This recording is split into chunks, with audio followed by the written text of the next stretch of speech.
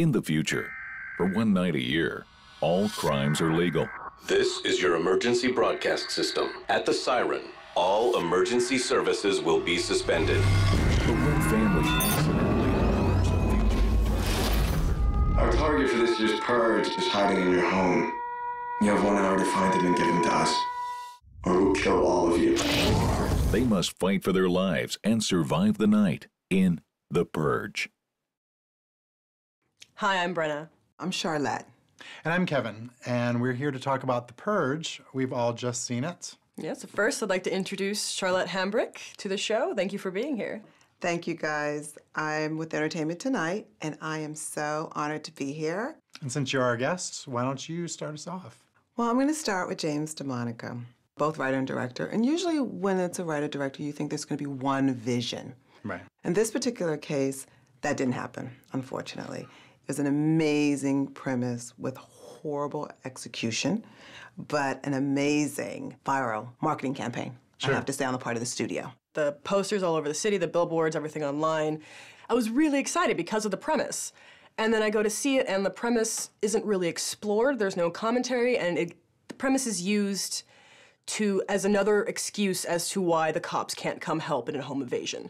Right. Usually we have dead cell phone, or they cut the home lines, they're in the middle of nowhere. This time it's, there's just no police services going on, and they don't do anything with it. They had such an opportunity to explore so many different themes, and it ended up being funny games. It ended up being rich white people fighting each other with guns in the dark over a black guy, which is really problematic. Oh, and they never mentioned race. And you didn't go into it with the morality struggle. I mean, I thought that's what I was going to experience, was this great morality struggle of what do you do when it comes to protecting your family.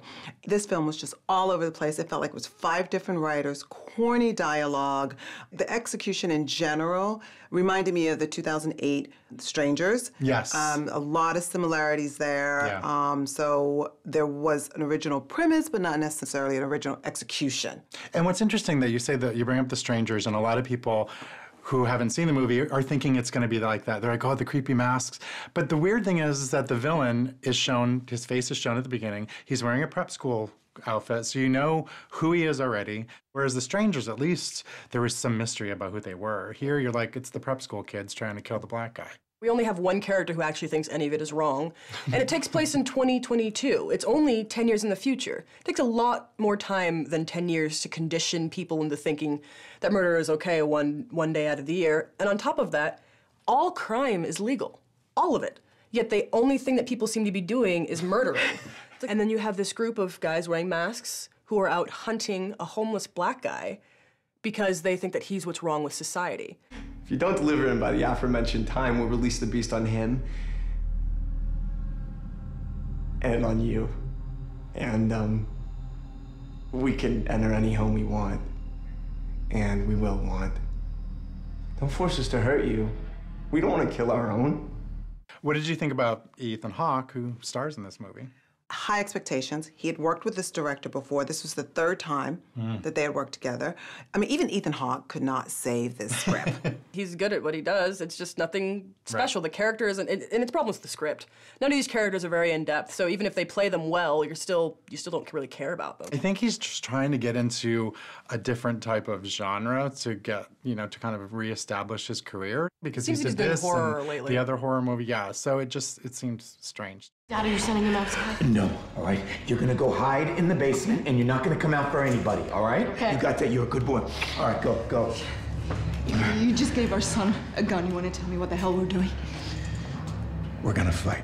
And then the mother is played by Lena Headey of Game of Thrones fame, and it's lovely to see her out of the Lannister Crimson. She's got this black bob, she's got an American accent, and again, she's good. It's just there's not much with the character to do. Clearly, he wanted her character to have this emptiness about her. But for me, she came up completely empty. James Demonaco is the writer-director, and he's written and directed 2 other films, Assault on Precinct 13 and Staten Island, which have similar feels to them, and I think he's kind of doing the same thing here.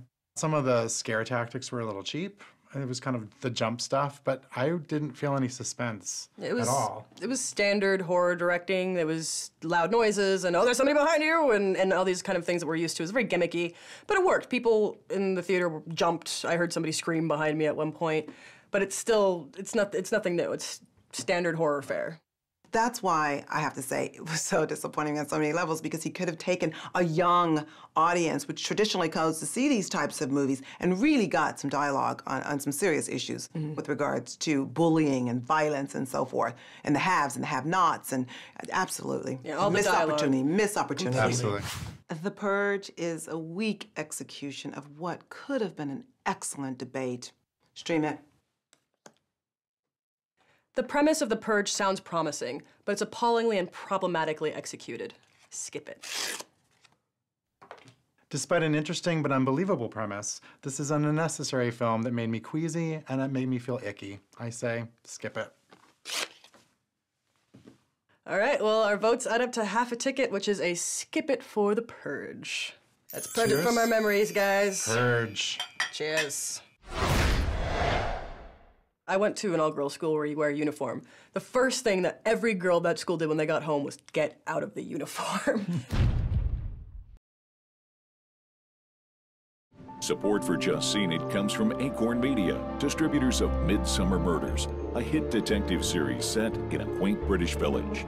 Now on DVD. More information is available at acornonline.com/PTV.